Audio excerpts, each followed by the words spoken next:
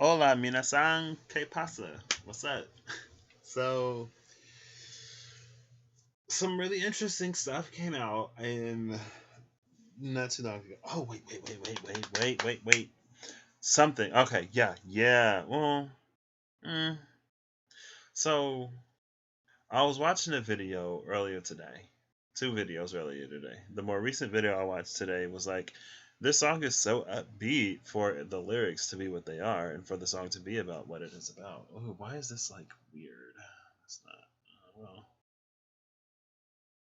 I don't know.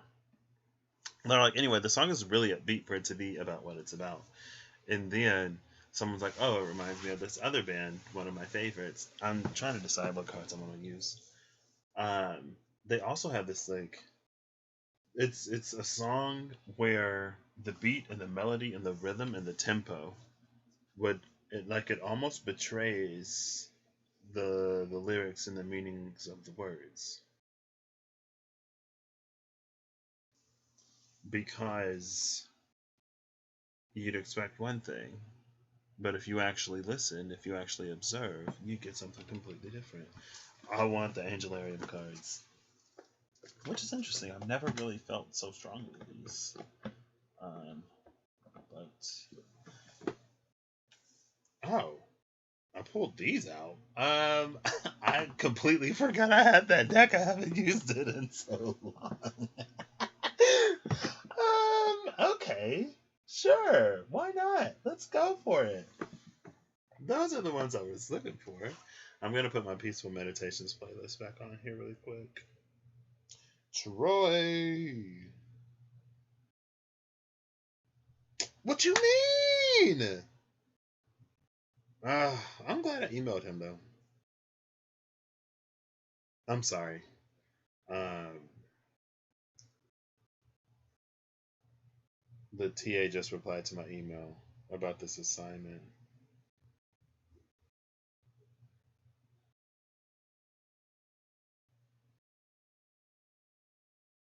Thank you. All the answers I need right there. Okay, so why did I pull out my phone? Yeah, Peaceful Meditations playlist. We're hitting resume. Okay, all right. I'm back. So he was talking about how the lyrics and the music don't necessarily match up. And I was watching one of my new favorites earlier today, and he's been very calm and kind of giggly lately.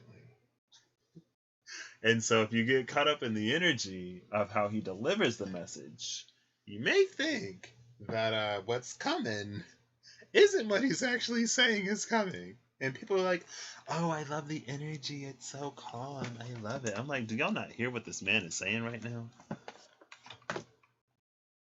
I'm telling you, those white world bridgers, I'm like, oof. For anybody who has the kin of the world bridger, anybody with heavy Scorpio energy to the point where they're like, oh, transformation is just a part of life. Don't be too concerned or worried or upset about it. I'm like, okay, so I'm concerned. But it's growth potential. That's what it's all about. What cards do I want? I don't want to use the Archangel Power. Oh, I might as well use the Archangel Power cards. Why not? Because I'm using Angelarium. Yeah.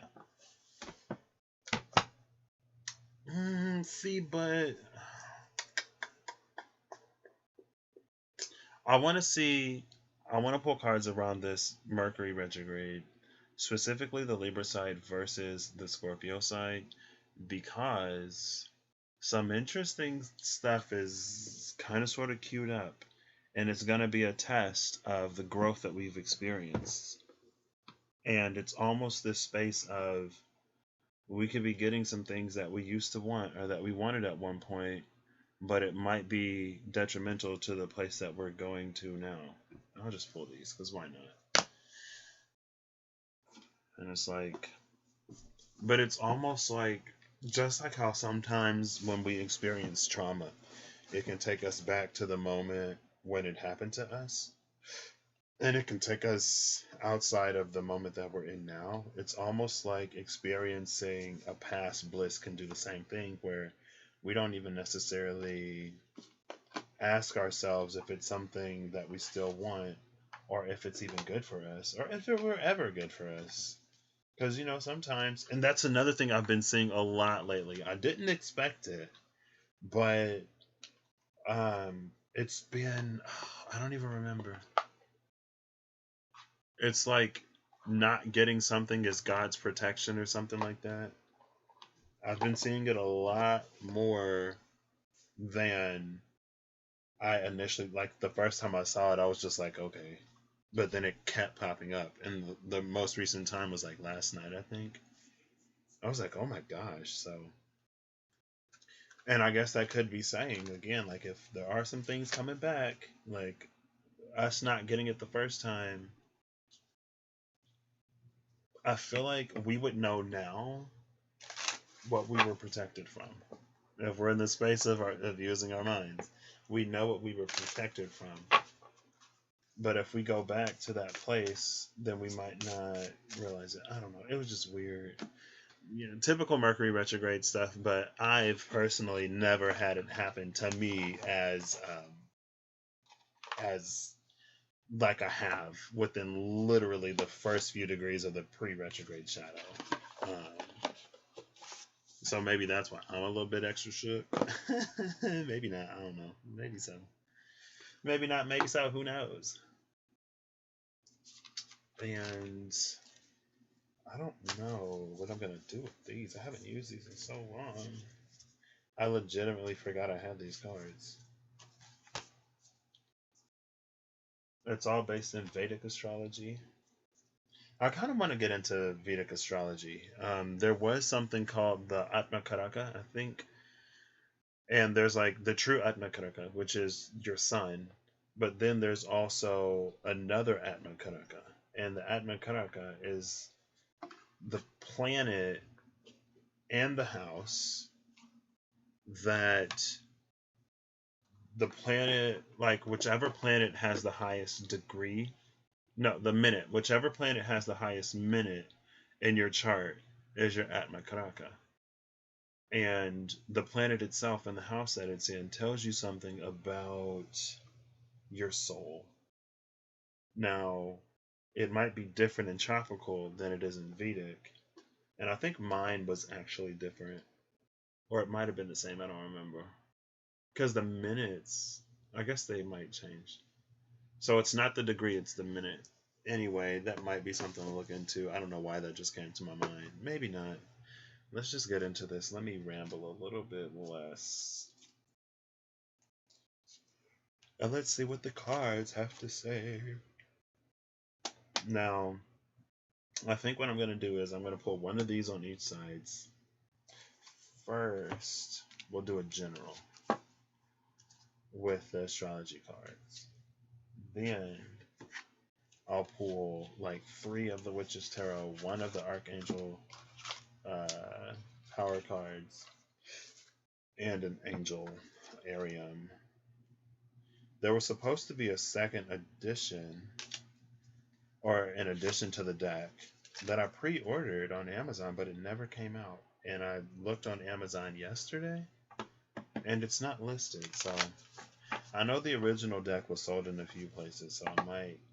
Ooh, Knight of Cups, 3 of Wands. I'll say, yeah, this is that energy. Be careful of the Knight of Cups that comes back.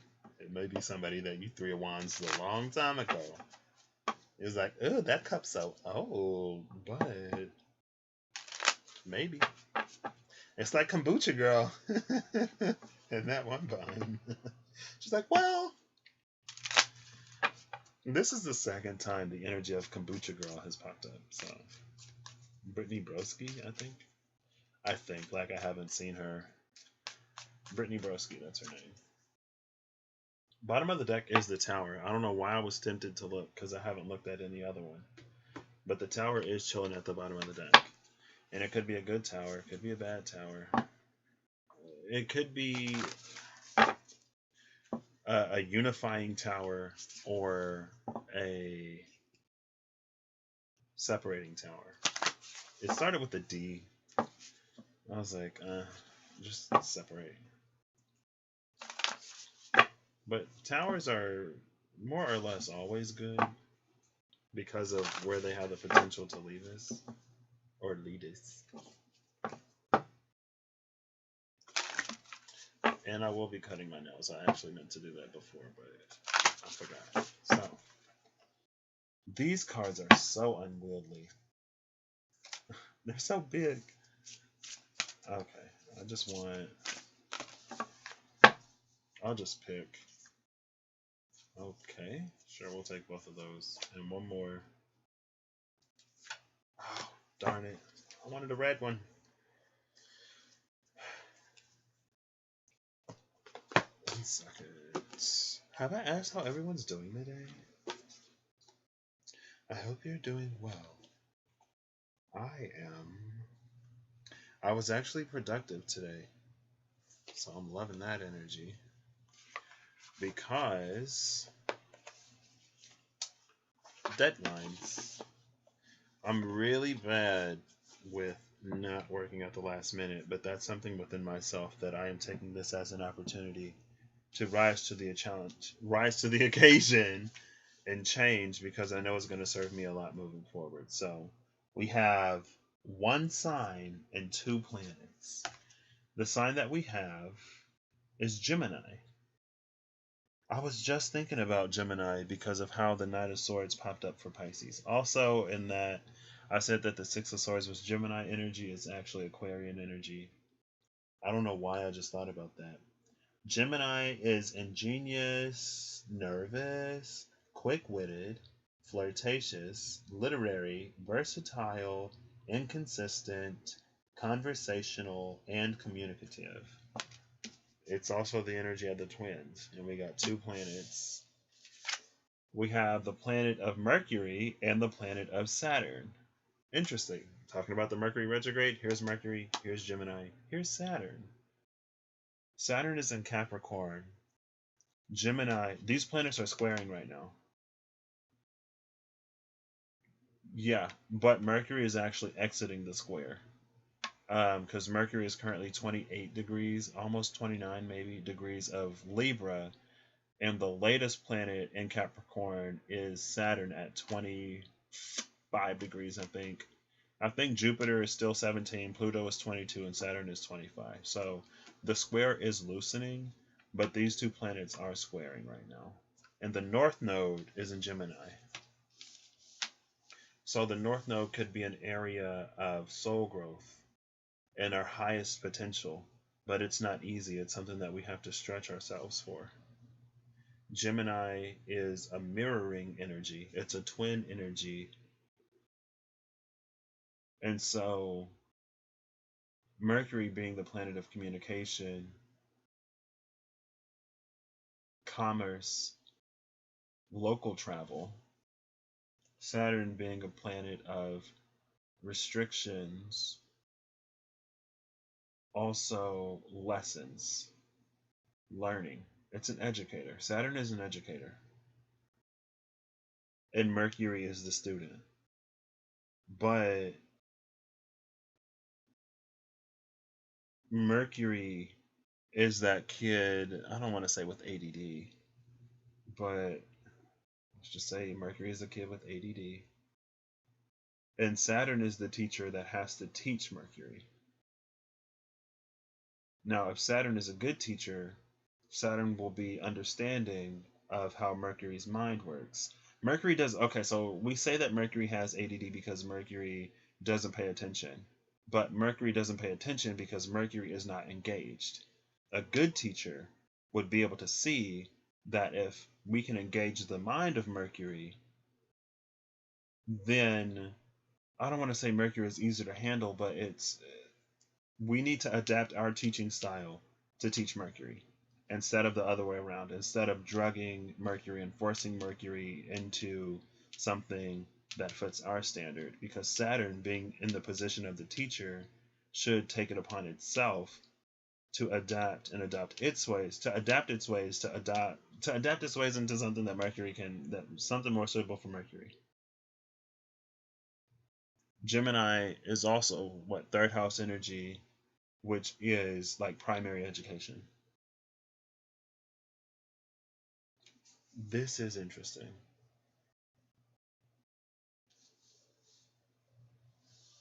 And Saturn is about to go direct. And what's today? In like 4 days. Oh snap! I need to not stay up too late. I actually have somewhere to be tomorrow. Okay. Um. Yes. So this is interesting. I want to pull this first. I want to pull this face down. I'm using such large cards today. We're going from the largest cards to the smallest. Gemini is going to be on the side of Libra. Saturn is going to be on the side of Scorpio when it comes to this Mercury retrograde, with the bottom being the overall.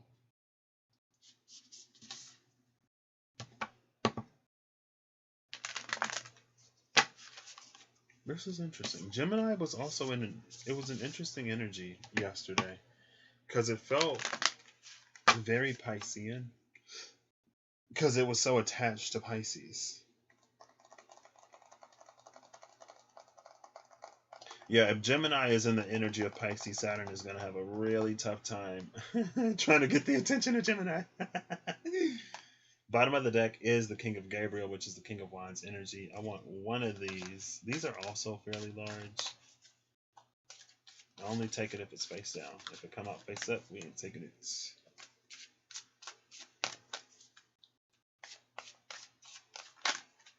Thank you. Wow, I didn't expect such cooperation.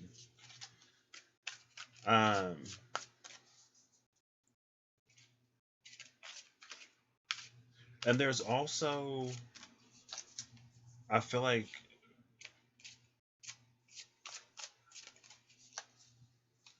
it almost feels like Gemini is like, oh, Saturn hates me. It's just this like Saturn hates me type of energy. And also this like, well, I don't like Saturn either type of energy.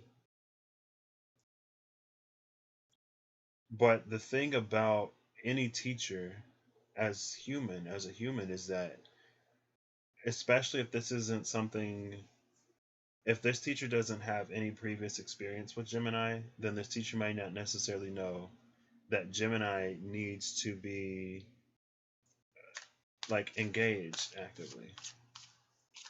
actively engaged. And so there we go. Oh goodness. Well, Queen of Michael is standing up, which is Libran energy. We'll take this one, and I guess this will cross it because it came out sideways. Bottom of the deck is the Three of Ariel, which came out for Virgo, which is interesting. Card of Partnerships. Also, we did have that Malthus energy. 4 cards. Oh. We'll do 1, 2, 3, 4. And we'll read it like a Celtic cross. Well, I'm going to read it. So card number 1 is going to be the oncoming challenge. No. Card number 1 is going to be the winds of change at our back. Card number 2 is going to be the root of the situation, or where we're standing right now. Card number 3 is going to be the oncoming challenge. Card number 4 is going to be sort of what we're reaching for. With this, throughout the space of this Mercury retrograde. And then these two will be like the overall, and then what's crossing it. So now let's come over here and grab one of these. And it is like,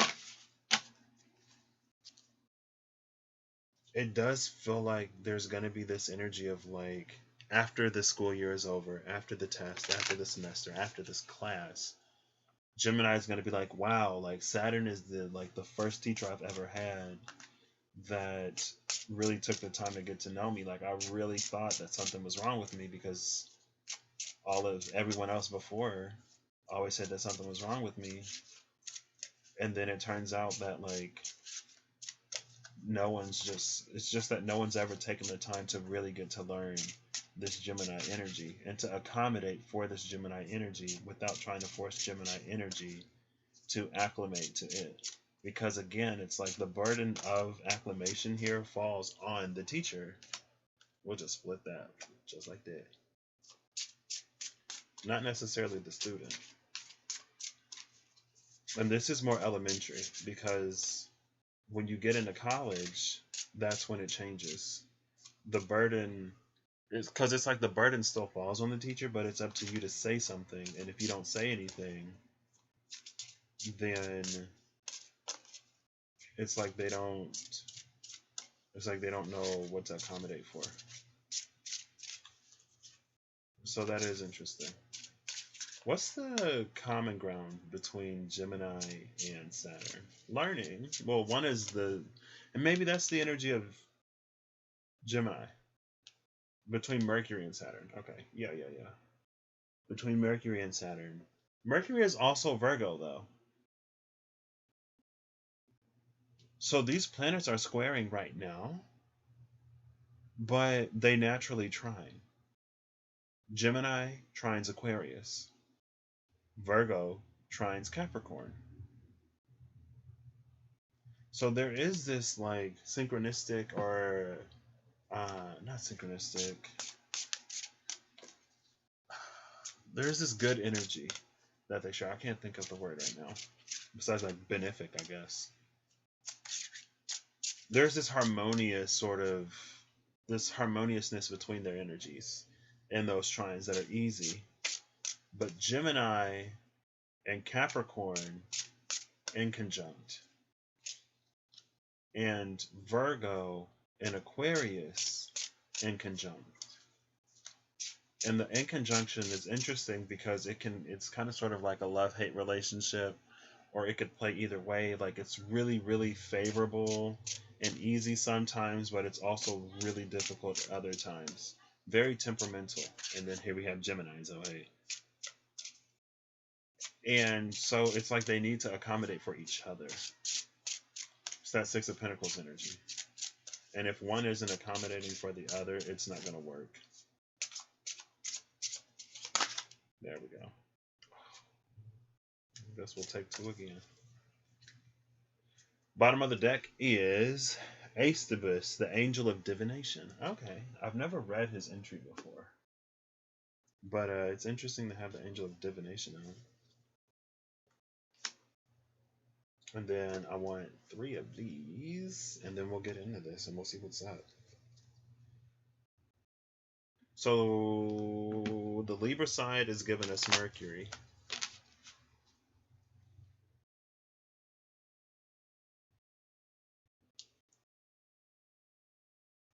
And the Scorpio side is giving us Saturn. It's like the Scorpio side, we're going to have more discipline. Right now, we're still in the space of learning, right? But when Mercury enters Scorpio and when it goes retrograde, we're going to need to be in a space of discipline. We're going to need to be in a space of keeping everything that we've learned in mind. Sun at the bottom of the deck. Okay, all right, I see you. I want 3 cards now, please. And they don't have to be face up or face down. Oh, this one came out in reverse. Should I keep it? Sure. I don't know. Let's see. Hangman at the bottom. There's that Piscean energy coming out on the Mercury side of Gemini. I'm telling you.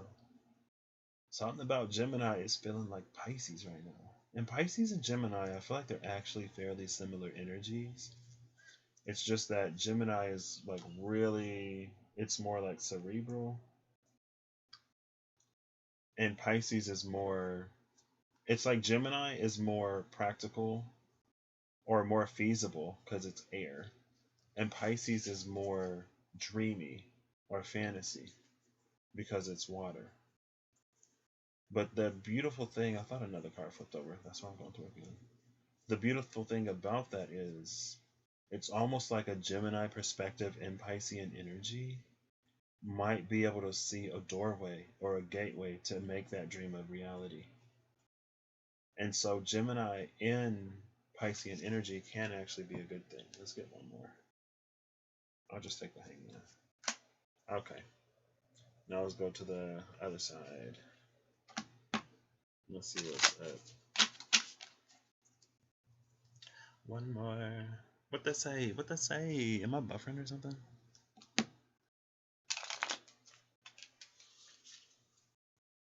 Ooh, the Emperor at the bottom. And it was with the sun at that last cut. What is this? Oh, bit rate is low. Bit rate is low. It might buffer or something. I don't know.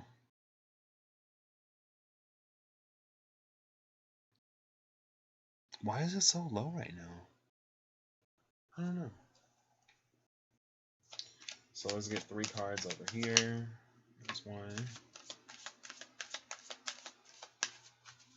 King of Wands. King of Gabriel. I told y'all. And I think it pretty much ended up working out the same way on the other channel as well. It was like, oops. It was easier on the Libran side, and then in Scorpio, that's when things got rough.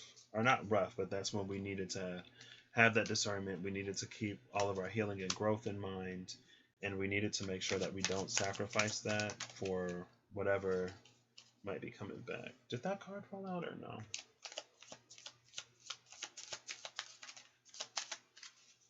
Maybe it did, maybe it didn't.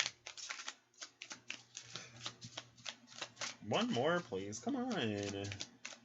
Why is it only giving me 2? Maybe I only need 2. Okay. I'll just take the Queen of Pentacles at the bottom of the deck. Shoot. That's interesting. It only gave me 2 and it asked for 3. So, bottom of the deck is the Ace of Swords. Ace of Swords, King of Pentacle, King of Wands, and Divination, the Angel of Divination. And I say it's interesting because maybe it's like we'll get 2 parts, but we're going to have to complete the rest on our own. Or it's like we're going to have to fill in the blank. Or it's like choice. Choice is going to be such a huge thing right now, and it's not going to be forced in any way. It's going to be something that we make and we decide on. And the goal or the hope is that we make the choice that aligns with the space that we've been healing into. Right? Because that healing happened for a reason. And a space of preparation for this. Oh, nice. Okay, how do I want to do this? Let's start at the overall. We're going to start on this side. We'll start at the overall. Then we'll start on this side, and then we'll move to this side. Because it's like the winds of change and the root are kind of sort of more past the energy anyway, with Libra being, that the energy is coming out of. And then the challenge ahead and the point that we're supposed to reach is more future-y anyway, with Scorpio being the space that we're going into. Now, Mercury is going to retrograde back into Libra. So, it's going to be one of these things. And then we're going to go back when it goes direct. I don't know. Let's just see. Let's stop talking and do some walking. Ain't that what the lady said? So, the current energy, or what's centering this or whatever, is the 4 of Ariel. 4 of Ariel says, when you give, you also receive. Being resistant to change, extremes in how you save or spend money. And what's crossing this and blocking this is the 9 of Michael. There's that 9 of Swords energy again. Your worry is unnecessary. Focus your thoughts on the outcome you desire. Release feelings of regret, guilt, or worry to your angels. So I actually like this because with the 4 of Pentacles and the 9 of Michael, it's almost like there's some space that we're holding ourselves back in because of however it worked out in the past, because of some guilt or worry or whatever. And it's like with us still carrying this guilt and worry, it's going to prevent us or make it harder for us to get to the space that we need to get to. Because again, this 9 of Swords, 9 of Michael energy, it's almost the reason why we can't open up at this 4 of Ariel, 4 of Pentacles. But the first line says that, like, what you give, you also receive. And not only is it the energy that you give someone else in the situation, it's also the energy that you bring to the situation. If you bring worries and fears and anxieties to the situation, it's going to continue to feed itself and grow. The cards are the angels crossing this. The energy that we're in is Sukloth, which is the angel of verdancy. The angel of verdancy, it's the angel of abundance. It's the angel of growth, the angel of maturation. the angel of life, but we're not giving to it because the relationship is effed up. Crossing this is Raziel, the angel of mysteries. Okay. So we have the Nine of Michael and the Angel of Mysteries crossing the Four of Ariel and the Angel of Verdancy. It's a fear of not knowing how this is going to work out or play out. It's a fear of maybe not feeling healed enough, not feeling like we've grown enough to approach this situation again. And that's dangerous because with y'all know Mercury retrogrades, people, situations, things from the past may come back for us to reevaluate, and it can be really easy to take an opportunity that presents itself again because we don't feel worthy or deserving of what's coming our way, or because like it's too hard to do the thing that we want to do, so we'll settle and we'll do something easy. Now, the thing that also came out over there is that we're in the space of tremendous choice right now, and maybe that won't resonate for this side over here. Maybe it will. And it's like the overall energy was one of like facing a great temptation, and our choice and our decision is being watched right now. And there was also this energy of like the situation that you're faced with is much deeper than you initially perceive. And it was like the choice that you make has significant impacts and implications on your life. Because like literally we could be manifesting the thing that brings us to the next level, to our next cycle. But if we don't take it, then you can kind of sort of see how you or we would miss out on it. I want to do this just to make this a little bit more neat.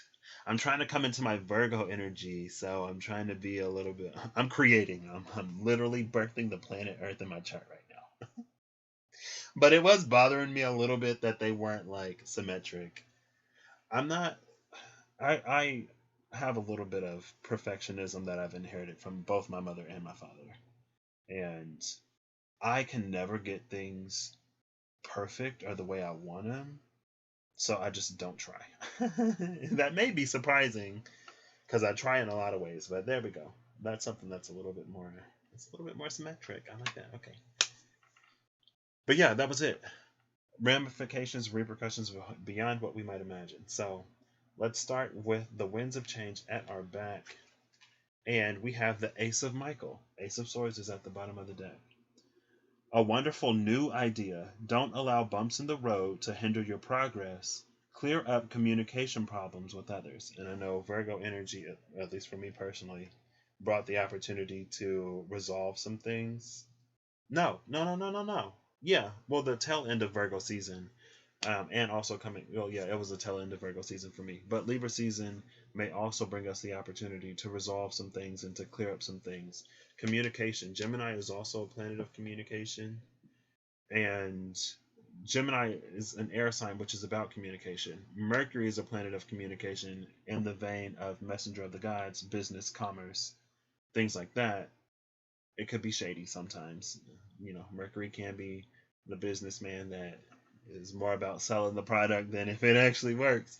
But communication is also important to Saturn, because Saturn gives us Capricorn and Aquarius. And communication is so key and so vital for building a sturdy, healthy foundation. And also in the space of more global communities and organizations and things like that, right? So both of these carry an importance of communication. But with the energy of Gemini, it's like sometimes it can get either it can be too quick, hard to understand, flighty here and there, in and out. And like we're starting, like the winds of change at our back is clearing up communication. Also, realizations, things that we've grown and come to realize, it's going to be important to hang on to those as we move forward into the future. I want to start here. And we have Leleo, the angel of night. And maybe that's why things are so calm on the Libran side of it, because it's like we're still asleep. We don't know what's coming over here yet.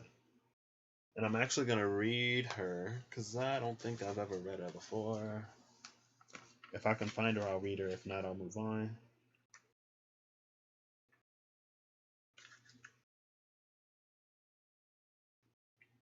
Oh my gosh, Raziel is literally right there.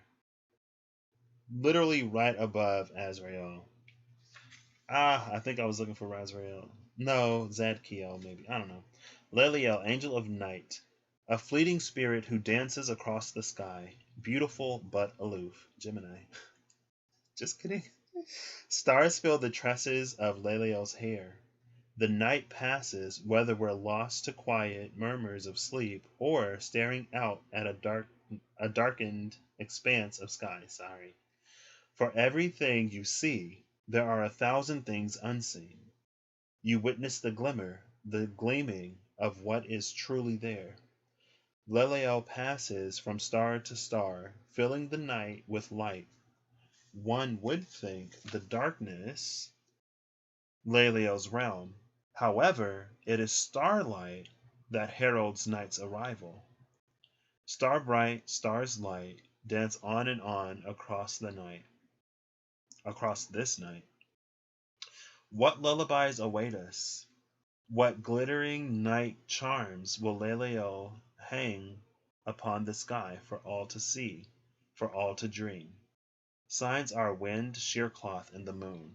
This is interesting because I feel like a lot of people have probably been in the energy of a dark night.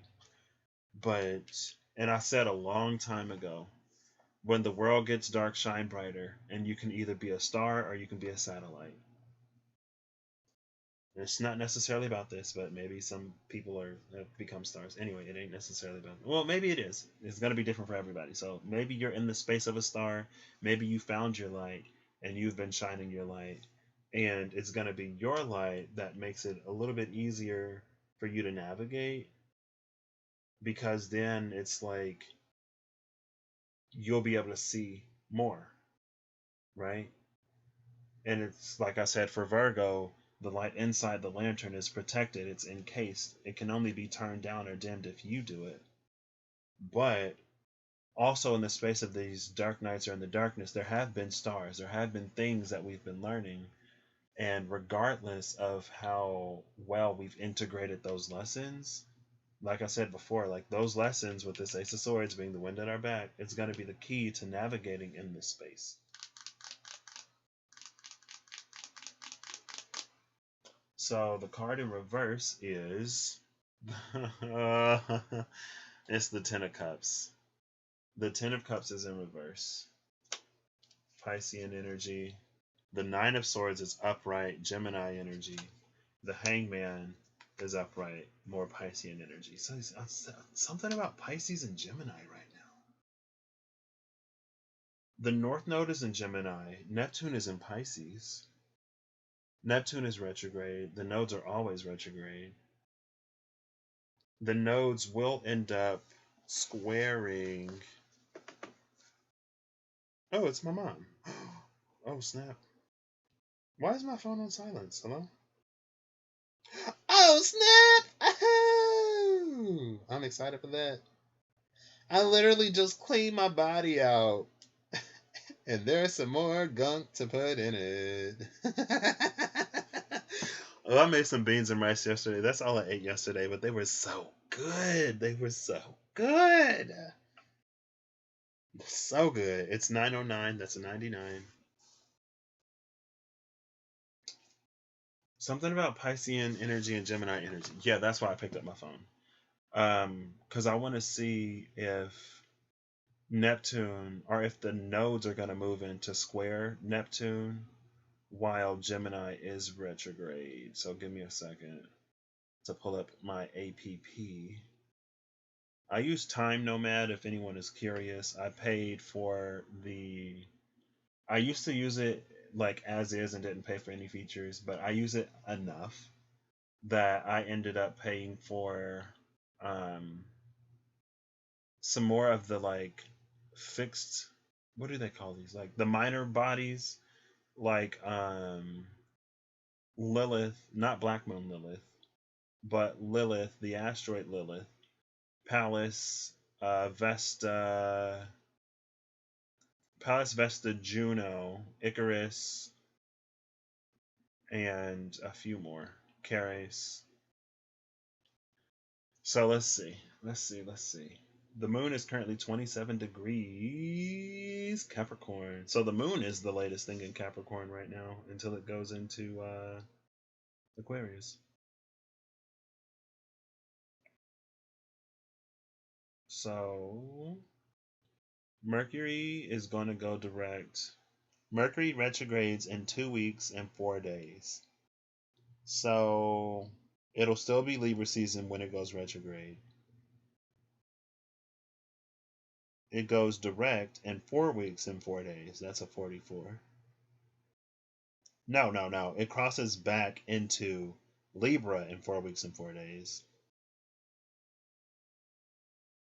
And then it goes direct, or it stations direct in 5 weeks and 4 days. So it's going to be retrograde for like 3 weeks.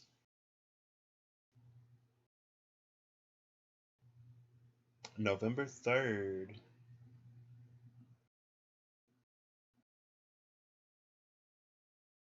I don't have the notes on this one. So I'll go to November 1st. And you can like change the date in here and everything. I love this app so much.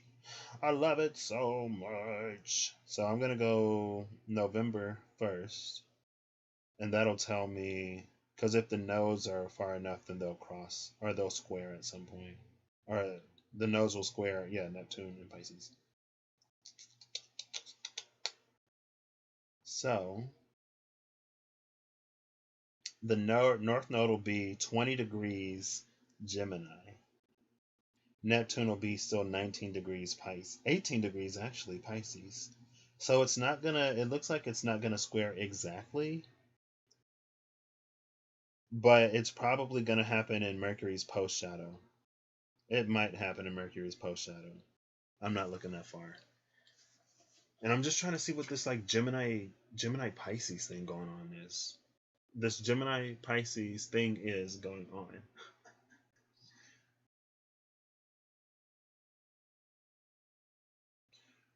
This is the third decan of Pisces, the Ten of Cups. Mercury is officially in the second decan. It's really close to the third decan, but it's not there. And so what we'll be getting is a Nine of Swords, Nine of Cups square.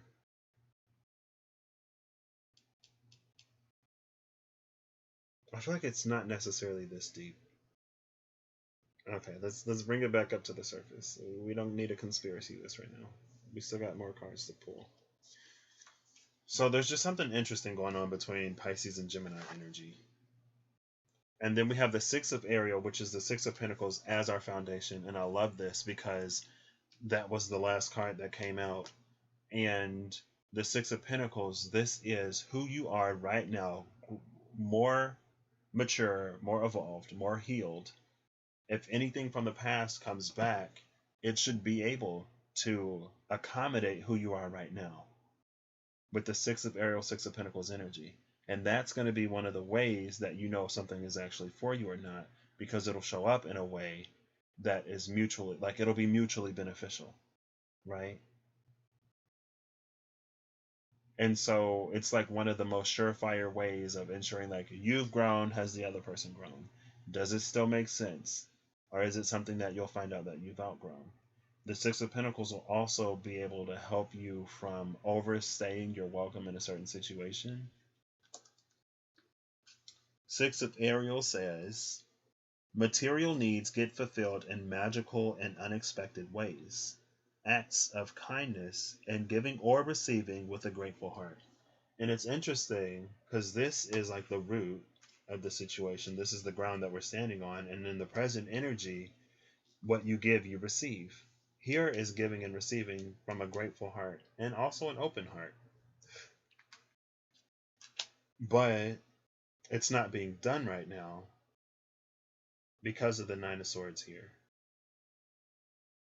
And another thing that came out with the I Ching, it was like you're nearing the completion of something. Complete it. Once you complete it, move on to the next thing. Don't stay still. Don't stay stagnant for too long, because it did feel like you're getting really, really, really close to a certain position. And if you don't keep your progress in mind, it could be really, really easy to make decisions that align with a past version of yourself. But at the same time, there are going to be rewards that start to come in as well. And the Six of Pentacles energy will help you be able to tell if something is a reward or if it's not. And it's not about manipulating yourself, somebody else, or being manipulated into thinking that something that actually isn't working for you is. That's the star in the night. There are some fixed stars that are kind of sort of malefic. Algol is one of them. It's like at the 26th degree of Taurus, and my moon is really close to it. But it's like a whole orb and a half away, okay? So that's all stuff that I've worked through anyway. Seven of Gabriel is the angel that came out. Stand up for what you believe in. Have confidence and claim your personal power. I will say, remember your personal power. And that's what the Libra side of, if you've already been experiencing, like me, a little bit of this Mercury retrograde pre-shadow, then keep your growth, your healing, your evolution in mind as you move forward, and that's going to be your saving grace. And it's going to keep you from overthinking things, right? And again, like, just because you engage a situation or enter a space does not mean you have to follow through with it. You can liberate yourself and pull back at any moment. You don't have to go all the way there this time to find out that it's something that you don't want or don't like, or something that's not going to work for you. And again, this is the Mercury side. This is the side of things that we've been learning. Maybe we missed out on that Ten of Cups in the past, and we're in this Nine of Swords state now because of whatever didn't work out in the past. But with the stars in the night sky and this hangman, it's like we can look at that darkness from a perspective that is light, and we can take the lesson out of it. We can know why we didn't get to this Ten of Cups in the past, so that when the Four of Cups isn't here, but it might come out maybe, so that we know how to get the Ten of Cups next time, right? And that's the 9-10 that breaks that Seven of Cups, Eight of Cups, Seven of Cups, Eight of Cups, Seven of Cups, Eight of Cups dance. So we stop choosing these Seven of Cups options that we're going to have to Eight of Cups at the end of the day anyway.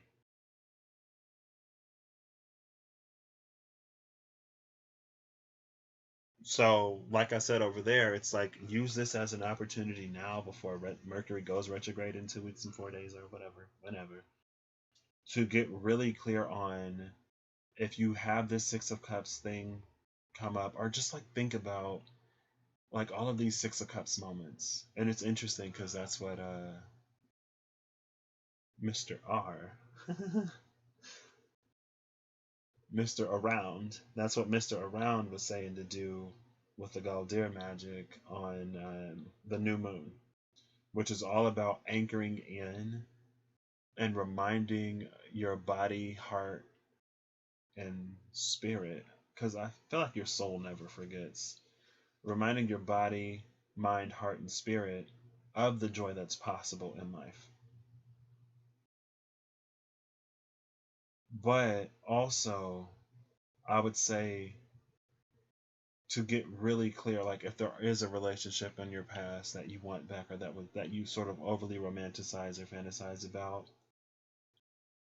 instead of that person, pick up on what made that relationship or what the aspects of that relationship are or were that you really like.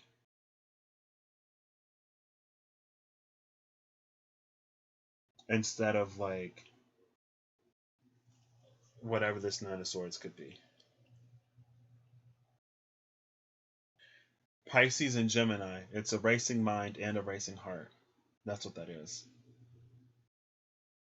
And it's almost like in those spaces we kind of sort of make these rash decisions that we might, not necessarily that we'll regret, but we don't think fully through before we agree or disagree. So yeah, that's all of this. The Libra side about it is us setting up our side of the scale. Exactly. And I've said this recently. The Libra side is about setting up our side of the scale and stacking our scale with true, authentic weight. So that if we get an opportunity and it doesn't stack up, we let it blow off of the scale. Right? It's like, maybe I did want this at some point in my past, but I've grown and I've evolved and I've matured. And like this interaction, it's like it doesn't have anything to really give me. But there is a need, again,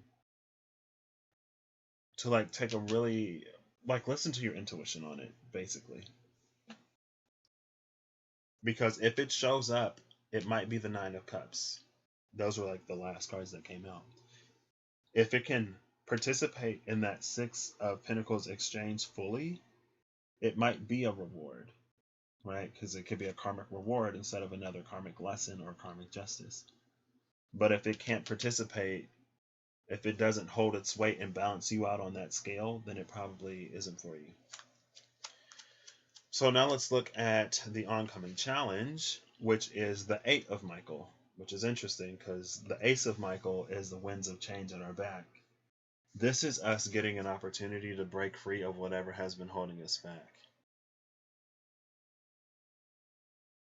And it's like it's almost removing the last few sandbags before the hot air balloon takes off, or cutting loose the last few ties to. It's like when you untie the boat from the dock so you can leave port. It's that energy. We're cutting the ships loose so that like we can go on an expedition, so that we can set sail. We're cutting the ships loose so that we can set sail. And it might, like, a whole bunch of stuff might be coming in. Some of those are going to be old ships. Some of those are going to be new ships. Some of those are going to be ships that will be made new as you sail. But the Six of Pentacles is going to be key to really determining or knowing whether or not it works with you. I didn't even read it. So the oncoming challenge. You can be free. Make a courageous choice to change your situation. Not seeing things clearly. Oh, goodness. I feel like my heart just tried to leap into my throat for a second. I was like, ooh, I haven't felt one of those in a minute. Sorry. You can be free. And again, it takes me back to, I believe it was on this channel a while ago when I was telling the story about the prince and the princess who freed herself from the tower. She was resting in a ship that was docked at the harbor. The prince went to go to the tower to rescue the princess, only to find an empty tower. Then he had to free himself from that tower as well. But now he's like working down at the docks, at the port, at the harbor, just trying to find himself or do whatever. And there is an attendant that notices him while he's down at the port. And he notices this boat when he's like, because he goes to the port every day. He notices the boat, but he doesn't know that his princess that he thought was in the tower is actually in the boat asleep. And she doesn't know that he's outside. But the attendant, Spirit, the attendant notices him and knows who they're attending. And then there was also Jillian, and Jillian also works at the harbor or whatever. And one day the attendant is standing outside of the boat waiting for our prince to come and, ready to set sail with the princess on board. And Jillian, let me turn this down. Jillian arrives first. And Jillian talks up the attendant. The attendant is looking real fancy. The ship is very out of place. It's like this town and the port, it's nothing, I don't want to speak badly about them, but they look dingy compared to the ship, because the ship belongs to a royal, and this is not a royal port. It's just your average, ordinary, run-of-the-mill port, right?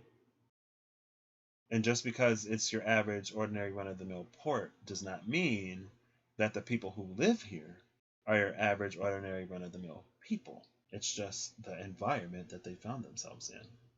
This prince is definitely not an average person. So Jillian comes down, and remember, well, maybe not, but she talked to the attendant and was like, "Ooh, like nice ship you got here. Like, what's it doing here? It looks real pretty for a town like this, for a little port town like this. You know, we don't get ships like this anymore. The port's been basically closed forever, even though it's open. Ships just don't come here anymore. Or if it is a ship, it's, you know, not a ship like this." And Jillian gets turned down by the attendant, and she passes the prince on his way down to the port because he just goes down there. Sometimes he doesn't even work. He just goes down there to clear his head and to get clarity. Something about the sea and this ship, even though he doesn't know what it is about this ship, but something about this environment just brings him clarity. Just makes him feel like he's closer to whatever he was supposed to find in that tower that he didn't find. And so Jillian gets upset that she was rejected. The prince gets accepted. There's this moment where he's like, you know, is this too good to be true? Like, I don't know. I wasn't like expecting to be going on a journey. If I knew I was going on a journey or meeting a princess today, I would have worn something a little more princely. And the attendant is like, you know, princess has been asleep. She got bad head. Don't worry about it. Now the attendant doesn't say that, but you know, the princess she got bad head, and like it's a day that she's sleeping in like any other day. Like if she would have known that her prince was coming, she would have got up and got ready. It's like neither one of them are necessarily ready, but the attendant knows that they are ready. And so it's like Jillian is jealous and upset and frustrated, but it's like she never really takes the time to even like ask herself if this is even something that she wanted in the first place. And it's almost like there's this thing of rejection, but it's like you're rejected by something that you don't even really want, and you're down here in the port, and you should be in the city where your attendant lies, or you should be in the library where your attendant lies, or you should be doing whatever it is that you should be doing right now. It's like you're looking in places for things that aren't even for you. But that's what this energy over here is about. It's kind of sort of teaching us what's right for us, because it's going to be that alignment that is the confirmation of whether or not this is a ship for us. But with the Eight of Swords, you can be free. The oncoming challenge is actually allowing yourself to be free and taking the opportunity, potentially taking an opportunity that is for you, or freeing yourself by rejecting something that is not for you. Whichever way, you can get some growth and expansion even more. So let's start at the top. Let's just do it. Over here we have the King of Ariel, King of Pentacles, and the energy that we're in right now is the Four of Pentacles. Our root is the Six of Pentacles. 4 plus 6 is a 10, and we've mastered, or there's an opportunity to master that 10 at the King, right? Because the 10 becomes an ace that we page, knight, king, or queen master. Successful, stable, accomplished, and powerful. Your plans are working out very well. Professional and financial success. Using resources wisely. Your plans are working out very well. It's just it's like it's time for the payout. It's time for the reward, and it's like you're about to hit the jackpot. You're about to hit the lottery, and people that you ain't even seen or talked to or heard from in literally decades or years or months or whatever, they're going to be coming trying to get something from you. And it's like all of a sudden you hear from family that you never heard from, people who like things ended terribly, but you know, you just won the lottery, and so they're going to try, right? Like, you know, I might get rejected, but I'll at least try because I don't have any money now, and if they say no, I'll still have no money. I don't have anything to lose. You're the only person that has something to lose in this. And it's not necessarily about thinking of what you have to lose, but again, it's this energy of reciprocity. If from your position you can give and receive reciprocally, that's a favorable partnership. And I think we saw the Three of Ariel because, yeah, the Three of Ariel is at the bottom of the deck over here with the King of Gabriel behind it. How did the Three of Ariel end up on top of the King of Gabriel? I thought the King of Gabriel was at the bottom of the deck. I don't know, but he's there again behind that. So we have a King of Ariel, a King of Gabriel, and a Three of Pentacles. Not only is this going to be something well grounded, excuse me, stable, and able to provide, but it's also going to be something that has the potential for, it's like something that you're going to be really passionate about and that you'll really be able to get behind with that three, or with that King of Gabriel, King of Wands energy. And the Three of Ariel, Three of Pentacles is about a mutually beneficial partnership. Six of Pentacles, give and take, mutually beneficial. So let's come over here. We have Azrael, the angel of death, and I've never seen him before. This will be, oh, maybe a long time ago. I think like one time maybe he came out at the bottom of the deck or something, but I don't think I've ever read his entry. Scorpio, angel of death, transformation. It did come out before. It came out for somebody because I was also talking about a scorpionic energy, and the angel of death confirmed it. I don't remember. I think it was for a specific person, but I can't remember. But yeah, I did see. I didn't read it, but I just saw, oh, the angel of death, Scorpio, transformation, easy. So we'll read it now. And Azrael is actually under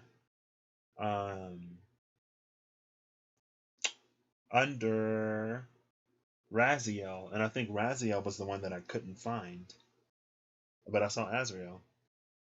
The assistant to man's creation and the architect of the human body. Azrael stands alone on the shores of mortality, helping remove the souls from the bodies of dying men, like precious seeds from the rotting core of an apple. The grim harvest is not to be feared, but demands respect, as few other things in time. Wait, hold up, wait. The grim harvest is not to be feared, but demands respect as few other things in time and space. I feel like that's incomplete, but that's the end of the sentence. From under the shroud of purpose come the hands of Azrael. O death, come to lay your hands upon me. O death, unfurl your fingers from my destiny. O death. Oh, that's it. Unfurl your fingers from my destiny, O death. Unfurl your fingers from my destiny. Plans working out. Freedom.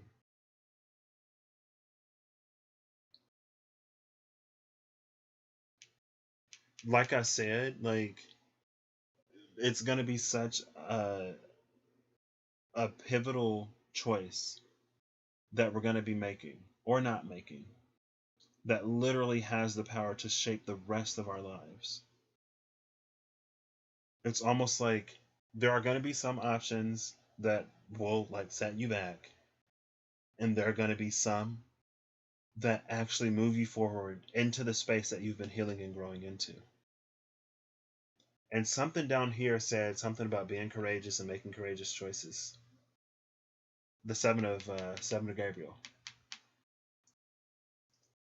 Unfurl your fingers from my destiny.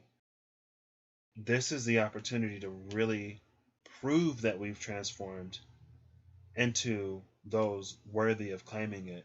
Destiny, North Node, Gemini, Neptune, Retrograde, and Pisces. That's that North Node, Pisces. It's like our destinies are wrapped in here, but also our fantasies. And Neptune retrograde could be the energy of heavy fantasy and illusion, or Neptune retrograde could be, because it's like when the energy of that planet is slowed and impacted, it's like it's going to be easier to get clarity in these situations. It's going to be easier for us to catch ourselves before we proceed down a path that takes us away from where it is It's like destiny awaits. Oh my gosh. I did not expect for the angel of death to bring destiny. But Scorpio, 8th house, is that very karmic and hidden and occult and almost unknowable because it's so deep type of energy. So I guess I shouldn't be surprised that Scorpio is hiding destiny because, I mean, it kind of sort of falls into the 8th house. And I feel like there was something. Oh, yeah, my North Node. My North Node is in my 8th house in Sagittarius, if you're curious. So my North Node is in Sagittarius. My South Node is in Gemini. The the the Moon's nodes right now. North Node is in Gemini. South Node is in Sagittarius. So it's my anti-node year. Um, and also this year, I have been sort of doing a lot of things that I didn't necessarily think I'd ever do and allowing myself to be versions of myself that I never thought I would allow myself to be and uncovering more and more of myself.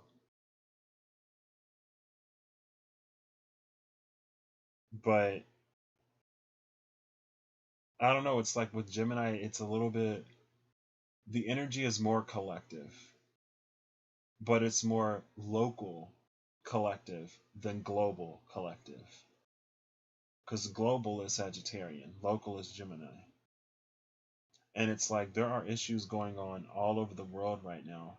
And if we all show up to face what's happening in our corner of the world, then it'll make the world as a whole a better place. And it's not that it's not the time to be concerned with what's happening in other countries around the world, because we can always put out some love and light for those places. But it is to actually show up and make change, or to at least hold the frequency of change within our own spaces, and to align with the energy of change rather than hopelessness. And it might be really, really hard for people to have hope or hold on to hope or not get lost in the darkness right now because things have been so dark and seemingly aren't lightening up. But it's always darkest before the dawn. And sometimes it takes something extreme to adjust something extreme. It's like that tin of wines. It's like the straw that broke the camel's back.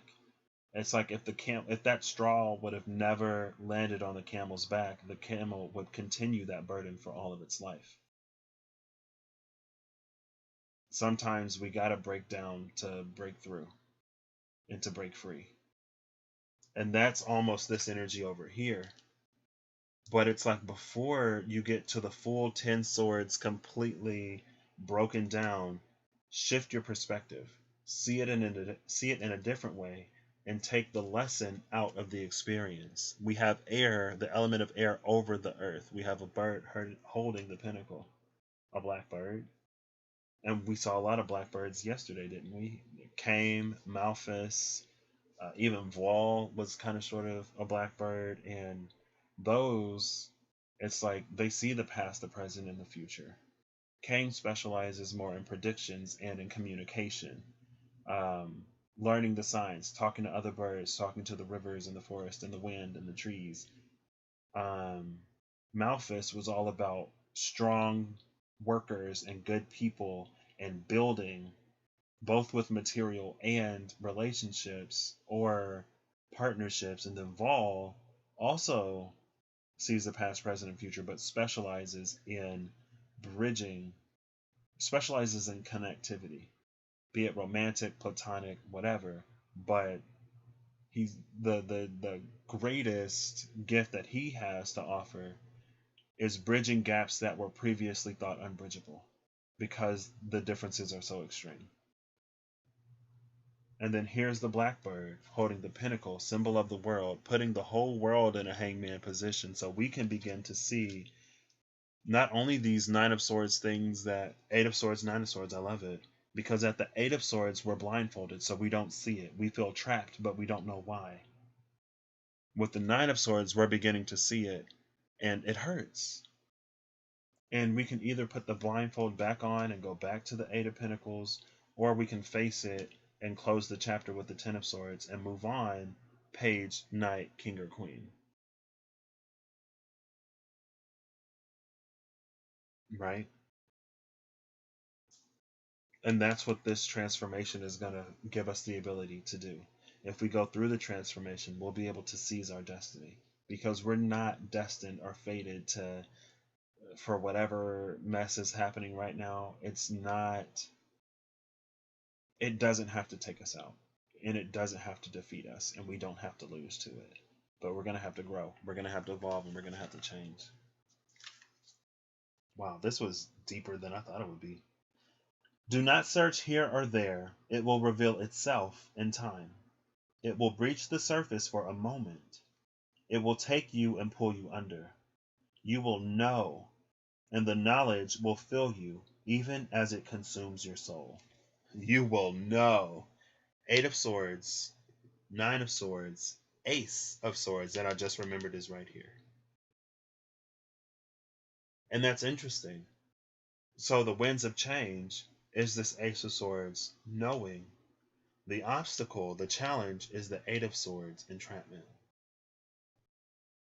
It's almost like we're going to have to look it in the face to really work through it. But we don't have to see it the way that it's being sold to us. We can see it as a challenge that we as a global collective and the smaller subsections, of that global collective will overcome to overall shift how things work all over the place. And we can see so clearly in a lot of ways how what we've trusted and rely in don't actually serve us. And we can demand better. The signs here are an apple, the ocean, and a skull. The ocean! Talking about boats, right? And I did say that, what did I say? I was talking about the ships. I said there are old ships, there are new ships, and there are going to be old ships that are made new as you travel. And that's kind of sort of the ability of the ocean to just like, as you're traveling, it'll like, as it like washes up against the boat, it'll just like, clean it or whatever. I don't know. Six of Pentacles though, that's going to be your best bet for knowing. So we're starting here with the Ten of Swords, and here's that completion. Here's the closing, here's the ending, here's the death, there's the Scorpio. Here's the King of Pentacles though. And it's like after all of this transformation and after we put all of this to bed, that's going to be us. Our destinies unfold. It's going to put us in the position of stability. The plan that we had for ourselves, maybe the soul plan, is going to come in. Ten of Cups over here in reverse, Ten of Swords over here upright. Also, we have the Page of Cups. This is Gemini energy. This is water energy. This is Capricorn energy. And there's Saturn and Capricorn right now, squaring Mercury in Libra. The square is breaking, but there's the Page of Swords, or the Page of Cups, seeing it in a whole new way. And I did say yesterday somewhere that our hearts have to open before this transformation can happen. Because you can't, with a closed heart, there's nothing to root it. It's like you can't reprimand somebody for something that, like you can, but it doesn't serve that person if they don't think they did anything wrong. If they don't know that they did anything wrong, they're just going to be like, okay, well, you're weird. I didn't do anything wrong. You're overly sensitive. Learn how to take a joke. Blah, blah, blah. It's not that serious. It's like, okay, it's a joke to you. Haha, that's funny. But it's like real life for somebody else. It wasn't necessarily all that. It was just that, like, the heart has to be open for justice to really come in. Because it's like, it's not about making anybody feel bad. But it's like it's it's that classic TV trope of like, there's someone who goes after other people relentlessly, but when they get bullied or whatever, they realize that they don't like it. And for some reason, it takes for them to experience the pain that they inflict on other people to realize, hey, this actually isn't great. Hopefully, we can also leave behind needing to personally be affected by something to care enough about bringing justice to the situation, right? It's like you shouldn't have to lose your loved ones to whatever this is. You shouldn't have to have your own life threatened by something to care about it. But I guess, we never believe that anything will happen to us. And when you don't, it's like step one, you don't think it'll ever happen to you. Step two, you don't care about anybody else. Step three, the whole world goes to poop because nobody cares about anybody. And by the time you're personally affected by it, it's too late. Because there's nobody, there's nobody left to care. There's nobody left to care about you because you didn't care when it was happening to everybody else. But we can come out of that. It's time to leave all of that behind. And I believe that we are. Because here's the Queen of Pentacles with the Ace of Pentacles. Well, there is no Ace of Pentacles. But it's almost like this feminine energy is holding this whole new world. This is the destiny that we have to claim. Queen of Pentacles, King of Pentacles, both on this side of the equation. Isn't that interesting? The King and the Queen of Pentacles on this side of the transformation. The King and the Queen of Pentacles, probably the only two that can Six of Pentacles each other. Or two kings or two queens. But a knight or a page or anything below that, not going to be able to Six of Pentacles a king or a queen. Not going to be able to do it. The Chariot is the energy that we're moving towards, that's crowning all of this, that we're aiming for. The Chariot is about uniting the light and the dark, resolving their differences, and proceeding in a way forward together. Archangel Metatron, determination and self-control, career advancement, acknowledgement of success by others. Emphasis on self-control and determination, I'm feeling. And it's really going to teach us that. So that we don't, whatever we did to miss out on this Ten of Cups in the past, so that we don't repeat that. Whatever the cause was that caused us to miss out on it, we're putting it to bed with the Ten of Swords over here. So we can come into this cycle with the Page. And for us to be sitting at the Page, that Ten of Cups has to be upright. Because at the 10, it reconfigures itself back into the Ace that we're now ready to receive, that we rejected at the 4. But we're now ready to receive it and grow with it. This is a new page. This isn't that immature. Well, okay. This is awakened page energy and not an immature page energy. And I feel like it's interesting because I was saying that 2020 or earlier in the year, I was like, oh, pages, these are pages 2.0, pages 2.0. There probably aren't a lot of kings or queens 2.0 right now. There may be some knights 2.0. But if there's anything that this year has taught us, if we've been consistently showing up, is how to be knights, kings, and queens 2.0. Even before the energy is fully available. It's hardest to master when it's not fully available. It's hardest to master when it's only an Ace of Swords and you don't have any pinnacle physical interaction with it. That's where, most of the mastery happens. That's why the Hermit is the Hermit. It's all internal. Also cuppy energy. Cups and swords. So we're going to get some final energies out because y'all know I like to do that. I like to do that stuff. And that's what Mercury Retrograde has to offer us. Pretty much literally everything. But it's not going to be... I don't want to say it's not going to be just given to us, because I'll say it may not come alone. It may come among some other things that look good, but they may not be. And that's interesting because it reminds me of the last time I used the angel and demon cards on... Oh, look! Aziraphale, the angel of song. It reminds me of when I used the angel and demon cards in November or December, when I was rolling the dice and like picking which deck I would pull from, and it was like angel, demon, angel, demon, angel. And it was like the demons that came out were like, beware of people who put on false appearances and stuff like that.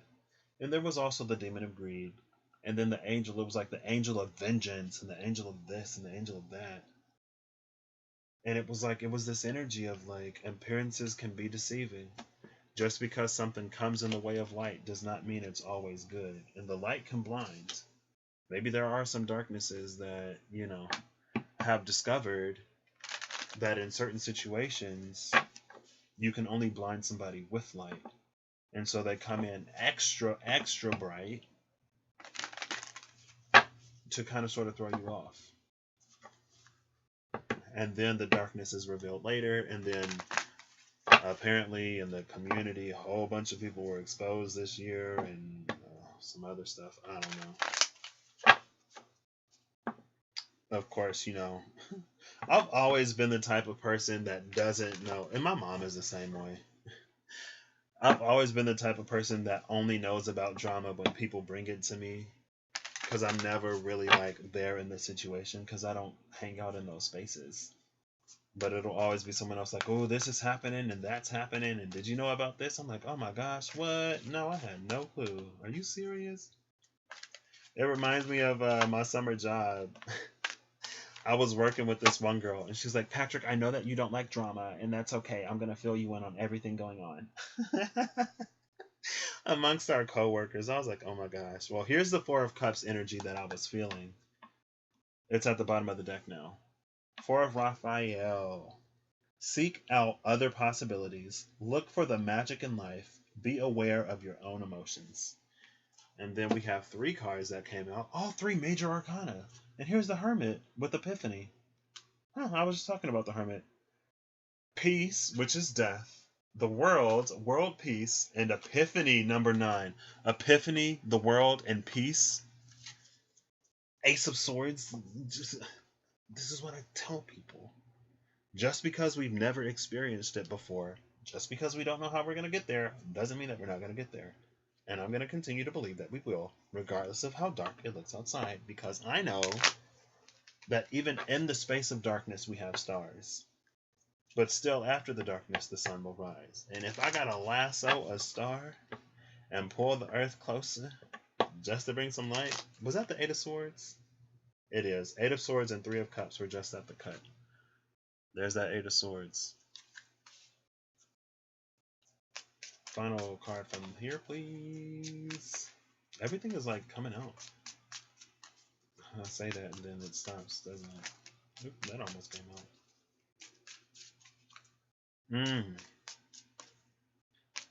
Peace, the world, and Epiphany. I love that energy. I'm such a huge fan of that energy. And not only in the world, but it'll like our own internal worlds as well. That's the energy of death, the world, and the Hermit. And I was just talking about the Hermit and how when the Hermit goes inside, you find things inside of you that you may not necessarily see or experience outside of you yet. And just because it doesn't exist outside of you yet, doesn't mean that it won't come into your experience, especially if you continue to hold that position. That's why in this deck, the Moon has a wand. The Hermit has a torch. You bear the light in that situation. You direct that chariot, the Chariot, Apollo. Prophecy, victory. Sunbringer. With his chariot, Apollo draws the sun across the sky every day.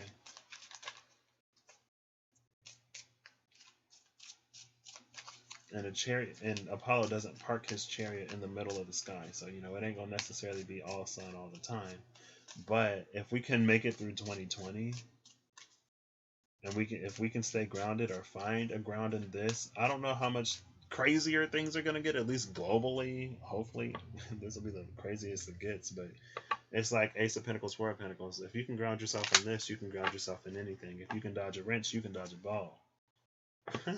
If you can dodge a wrecking ball, you can dodge a whole bunch of stuff. Sometimes towers gotta fall though. Okay, it's time for me to go eat. So, thank you, the Emperor, and the card I was literally just talking about, the Moon. I told y'all in this deck the Moon has a torch. Yeah, here she is, the Moon.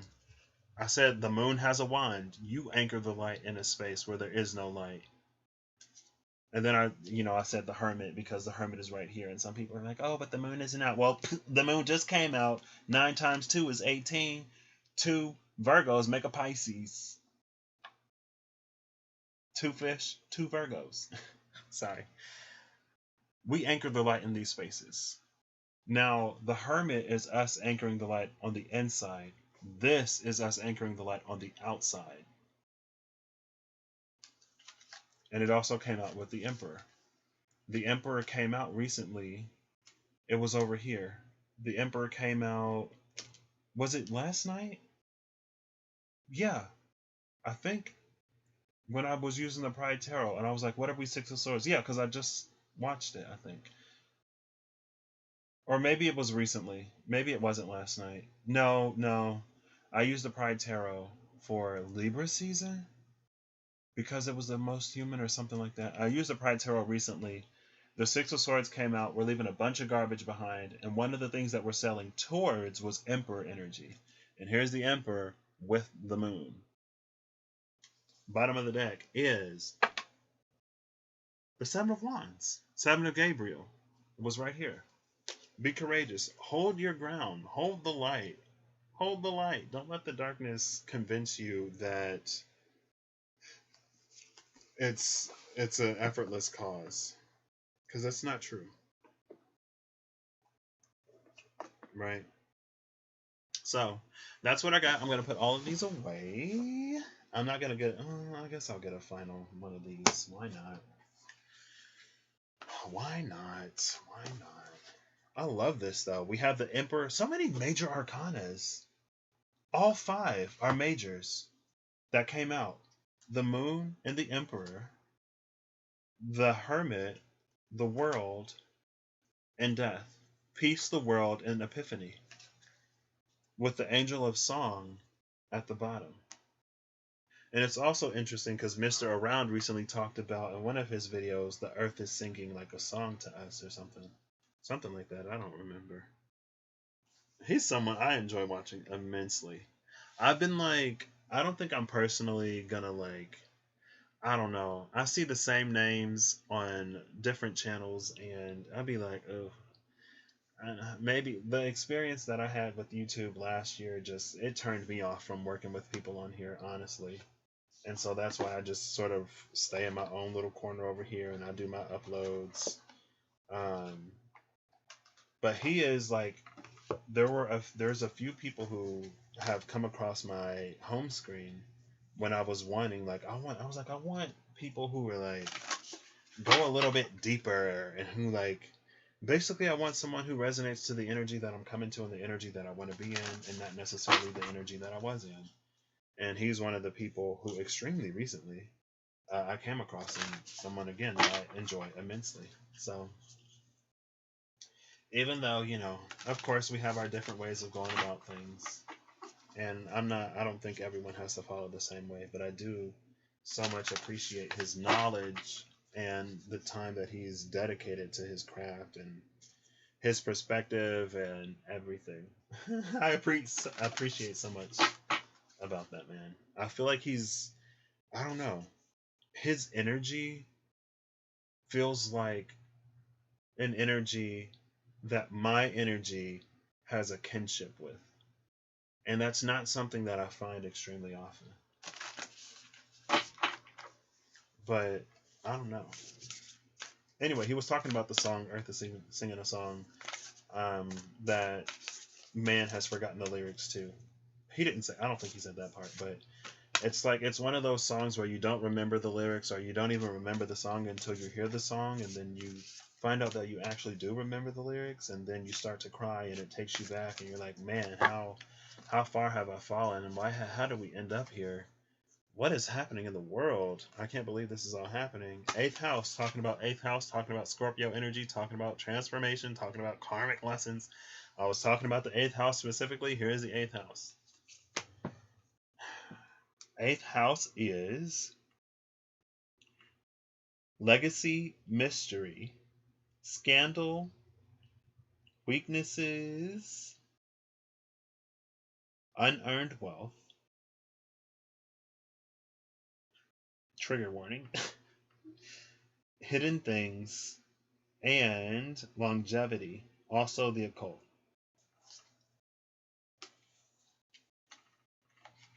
And I had another thought pop into my mind, but I missed it. I feel like I've gotten like fairly decent here lately at just feeling whatever energy is going to be coming up.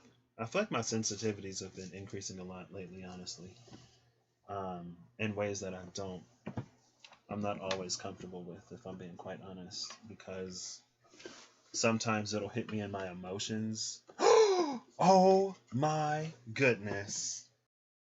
Oh, darn it. I thought I just found some missing cards. I didn't. But I guess I'll read these. So the green card and the blue card just came out. Green is more scientific and researched. Blue is more emotional and empathic.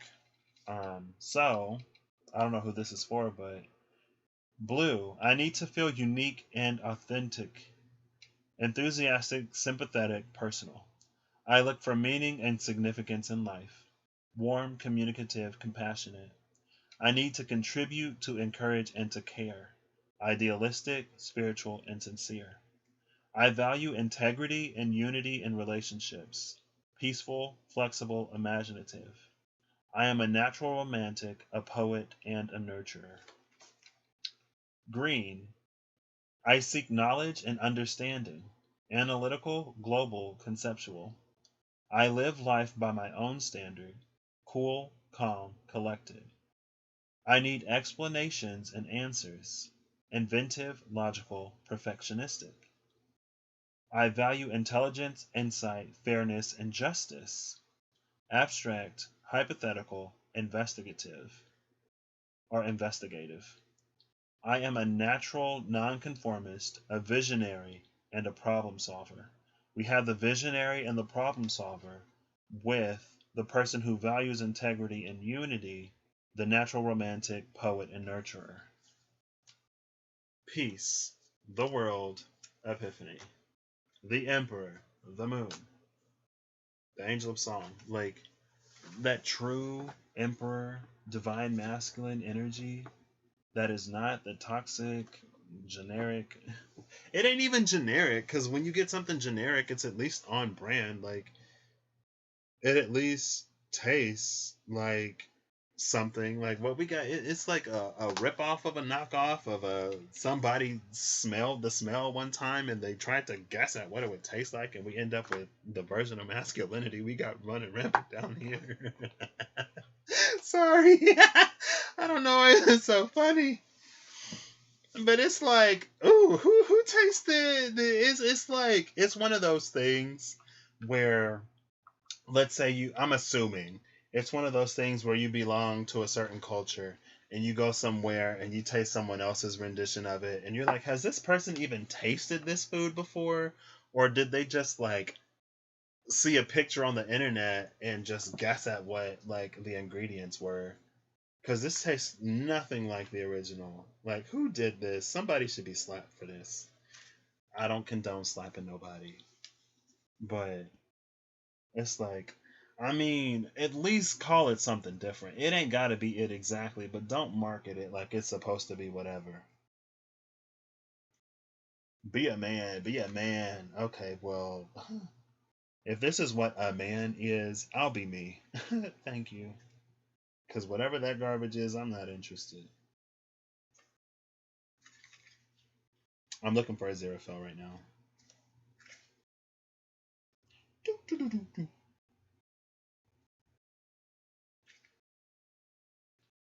The angel of song. Hold up, wait. Where's Aziraphale? I'm at the bottom. There's Sandalphon, Phanuel, Sukloth, Angel of Verdancy. I'll read Sukloth. Why not? The wind moves. Oh, the wind. The wind was a sign for somebody that I read, wasn't it?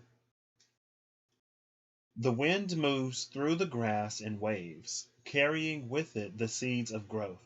It flows across the landscape and burrows into the cool soil. Beneath the fallow earth, seeds vibrate and burst, changing the loam. The transmuted life already craving the open air and the ecstasy of sunlight. It is nature and natural for plant life to seek the sky and the blessing of the sun. With this simple act, no prayer, with the simple act, no prayer, the dominion of Sukloth expands. With open hands, Sukloth denies decay and defies entropy. All is verdant when Sukloth wanders. Let your roots take hold and allow the gaze of Sukloth to fall on you. It is the season for blossoming. Signs are a branch, a flower, and a seed. Sukloth was the energy that was the current energy with the Angel of Mystery. No, it wasn't the Angel of Mystery. I don't remember who was crossing it, but Sukloth was the one that was our current energy. So it defies death and entropy. So hey, it's bringing life, and again, it's bringing life and light to a situation that no one thought would be there. The seeds have always been there. It's just now time for them to sprout and grow. Ooh, people gonna be feeling things that they ain't felt in a while. It may hit some people real hard, because it's like, well, your heart ain't never been open before. So, you know. Here's Aziraphale. Okay. I'm like, where am I reaching? Well, she's in here, so. Aziraphale.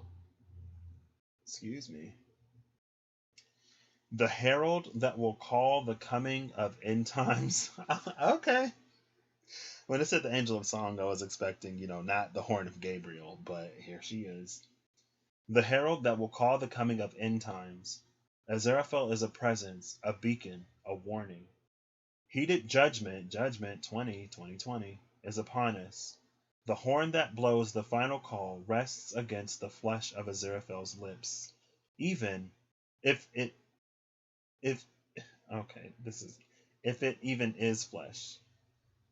Aziraphale is both melody and the cacophony of existence.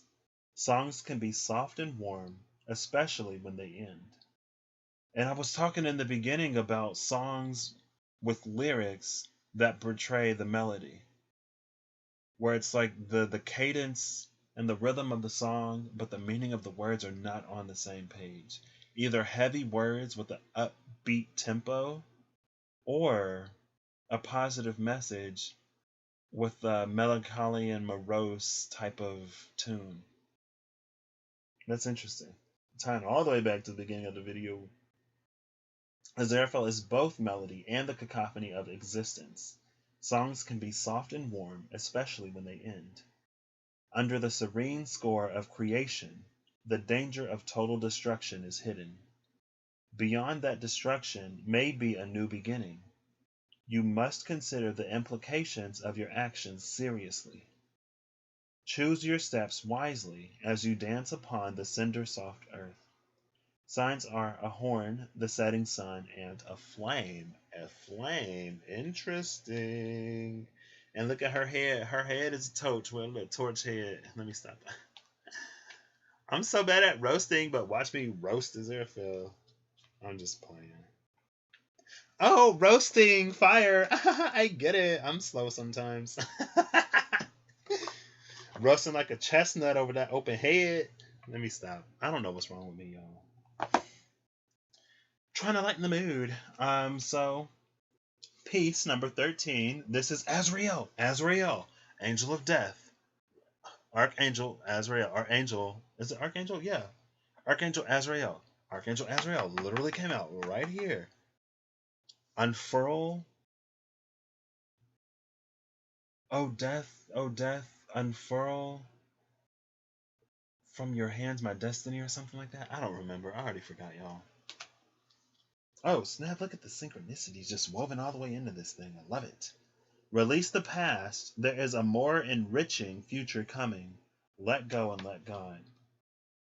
A very happy ending coming full circle, spiritual growth and insight. The world, Archangel Michael. Epiphany, Archangel Raziel. Joy through spiritual growth. Be a light to others. Answers that come through meditation. Be a light to others. And what did I say about the moon holding the torch?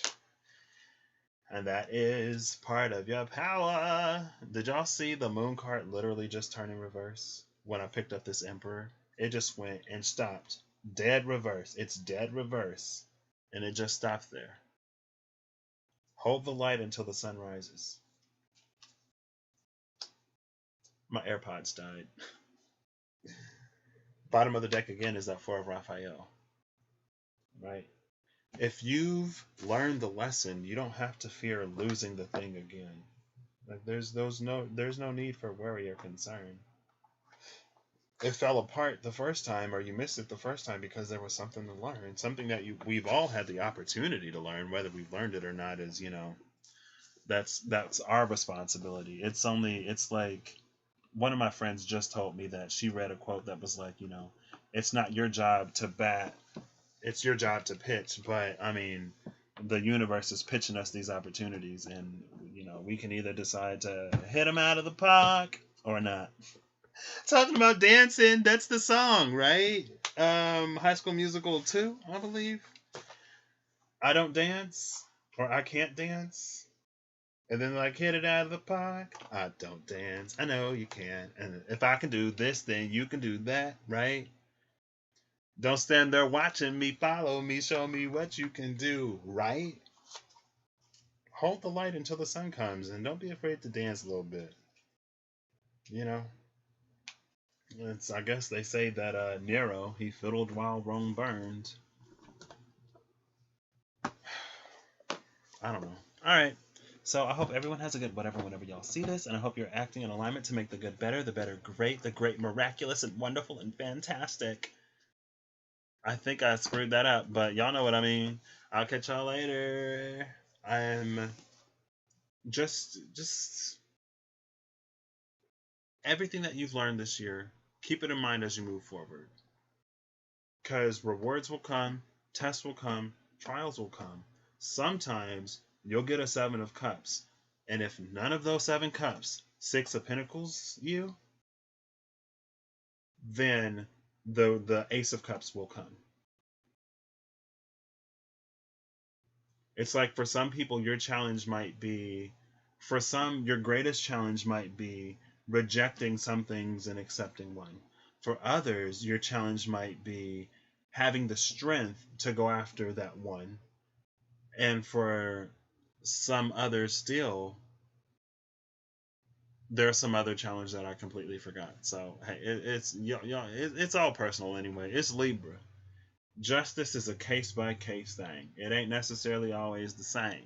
Sometimes you got to use some discernment because some of the details from one situation may not necessarily be present in another one. So you got to look at the whole picture. We need the whole picture, not that partial cut off.